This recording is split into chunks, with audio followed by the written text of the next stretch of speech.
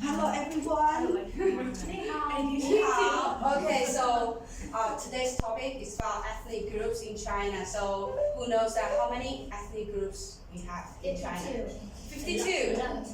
Any other answers? I said 148 was mine. 100. Okay, who China's else? a big place, okay? Yeah. 56. Well, I said 48 and you laughed at me, so I said 148 and then... Okay, so if you have a look at the Chinese note, you can see here we have different. So the first one, 中国人民银行, so China Renmin Bank, so that's the pinyin, so that's Mandarin. And then the second line on the left, that's Mongolian characters. Wait, like the up and down or that whole thing? They're showing post ups. Well, The second line on the left. Okay. Sorry, you said on the left, and so I was thinking like that one. No, Sorry. on the left. Okay. And then the second line on the right is the Tibetan language.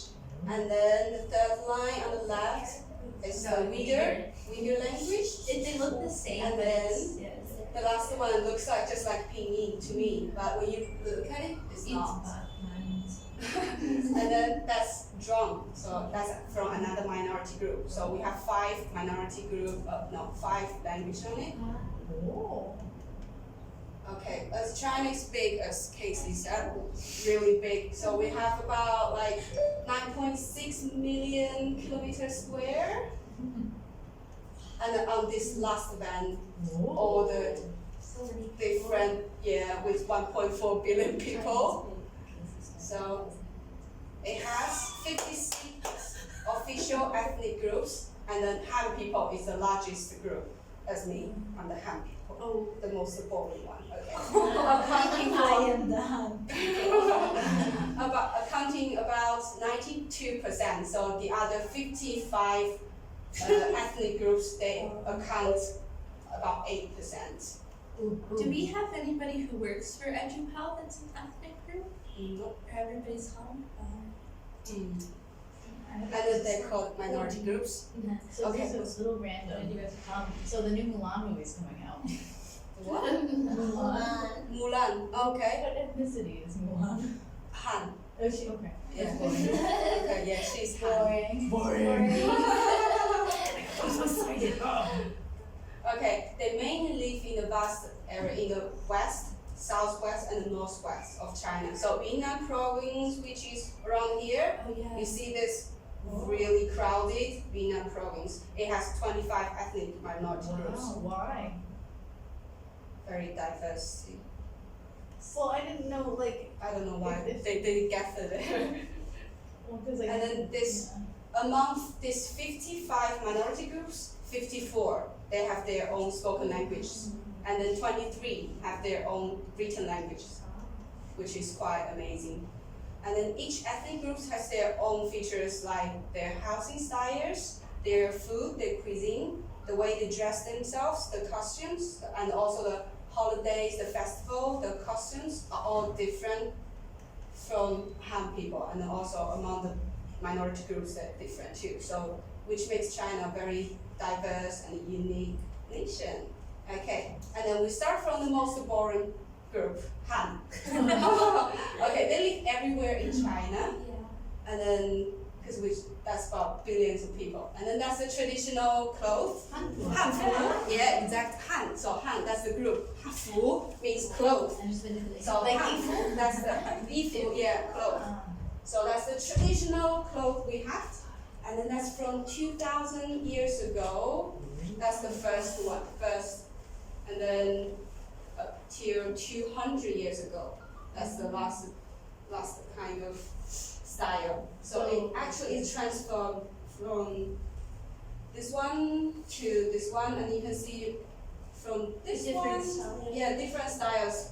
Some has really big sleeves, really loose sleeves. Some has really short sleeves. And also this one is really revealing. They show their shoulders and stuff. Yeah. She's like fully dressed. Some has the like really long bands around it, and then some that's like don't. my Yeah, style. so can you find your own Hanfu? Because most people here have Hanfu. So can you find your own Hanfu on this picture? I think this one is Yasmin's. Yeah. Yeah, from the Tang Dynasty, which is about 1,000 years ago. Okay, now we move to Mongol, which is here. So that's the Inner Mongolia province here on the the back of this chicken. If you look at the China's map, it looks like a chicken with 2 feet, 2 islands. That's the 2 feet, and then that's the chicken hat, chicken neck, and then that's the wings. Yeah. So on the back. Italy is a food then. Yeah, that's how we learn geography in high school. Yeah, so on the back, that's the Inner Mongolia. So basically, Mongol people, they live in this province. Okay, that's their traditional clothes. Wow. Okay, Yeah, I'm sorry. Looks really fancy. Sorry, this is my American education system coming into play. Mongolia is a different country. Yeah, that's Mongolia, and then we have Inner Mongolia. Okay, but you still have Mongols in Mongol. China. Yeah. And so Mongolian, Yeah. Mongol. Yeah. Okay. Yeah. Just wanted to clarify that. Yeah, they actually they look really similar, and then the way they dress, the way they eat, actually is really similar. Yeah, but it was divided into 2 countries. They're still in China. Okay, and then Switzerland. the Natam festival is the biggest festival, which they enjoy 3 games. One is the wrestling, the horse racing, and then the archery. Because they have a lot of the same sports as like Uzbek culture. Yeah. Like it's Mongolia, Uzbekistan, they're like. Yeah, there's a joke for the kids there, they don't need to go to the Gaokao test to join the university. They do this test. That's a joke. That's a joke. And then they say, oh, they go to school by horse. That's also a joke. It's not a nice joke though. Because you got it. Because actually in Inner Mongolia, that province in the city doesn't look like this at all. It's just a rural area looks like this. Okay, and then for the cuisine, this is the famous thing they have, the roast lamb. The roasted sheep. That's huge. Yeah. Actually, they will keep the complete shape of the lamb or the sheep. So they roast the whole. It's not the head. I've had that before. Is it good? Was it good? Tasty?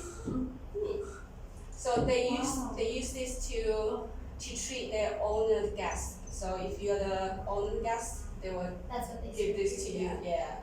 And then also for the big event or the pageant, they will use this.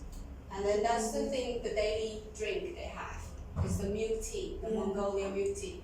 So they use the cow or the sheep's milk with a little bit salt. It's different than like Hong Kong milk tea. No, No, it's the same? no, different. They use salt. You said no.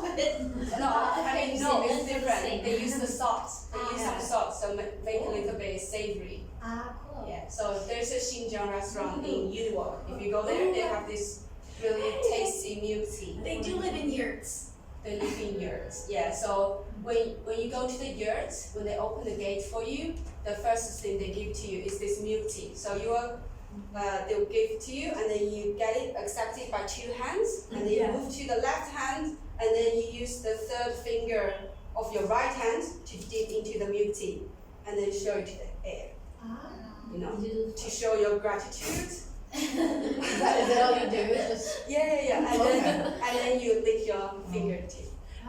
And then that's the ceremony to show you accept their nice willings.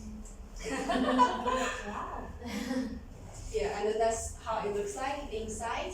But they can set it up so fast. That's the thing, because they're nomadic people, so they can like set up these beautiful yurts super fast. Because they always need to move. Yeah. Yeah, if the bad weather comes, they need to quickly pack it up and then move to another area.